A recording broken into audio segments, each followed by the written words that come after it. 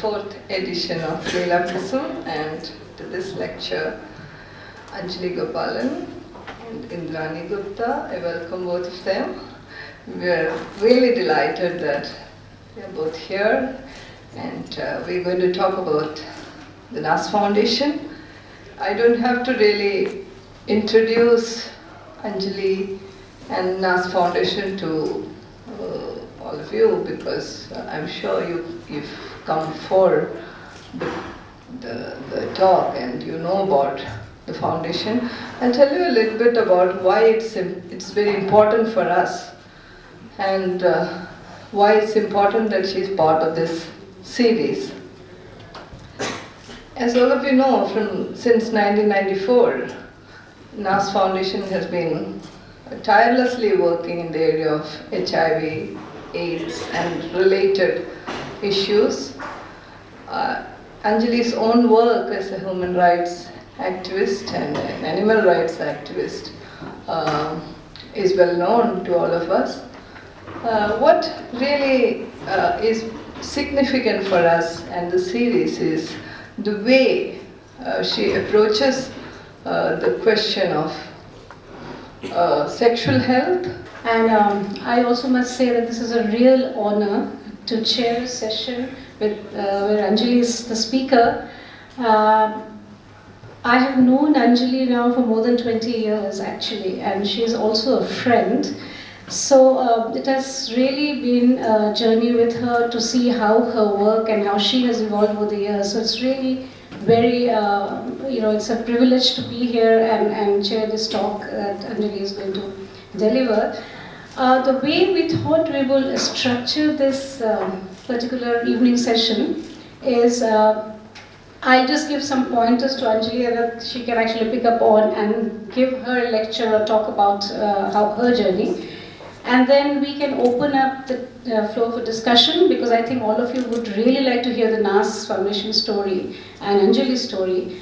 One thing that strikes me is that actually the NAS Foundation story is pretty much Anjali's story as well, because in India we have really not reached the mature stage where we have been able to scale up and replicate the kind of work that Anjali has been undertaking. So she's in a space where very few have traveled to, and that kind of remains the case even today, unfortunately. So Anjali has been a pathbreaker, but she continues to be one of very few people in India who has been able to do this kind of work, which when she's joined, I think this arena, she was going into something that was a taboo in India for a long time, and nobody talked about HIV or sex or sexuality, and she did it boldly, and she brought in so many changes over the years. Unfortunately for all of us, her work has to continue, and we can't see that happening. So I would like Anjali to actually, when she describes her journey, to touch upon a few bullets. The first would be, I think I would really like to know how she came into it, though I know, but all of you may not know, how she actually got into, when she returned to India, how she got into this whole area of working with marginalized and vulnerable population. That's one part. The second is, when you actually work in such an area where very few are working, it's a very lonely journey, right? And what were her challenges, and how did she deal with the civil society, the communities, and the government? Because without the government, much of this work can't be replicated or scaled up. So that is one thing I really wanted to touch upon. Then if you look at her bio, she moved from actual prevention activities among marginalized communities to, in the last, I think, 10 years or more, looking after children who are HIV positive. And that she does, that is the major, I think, part of her NAS Foundation work now.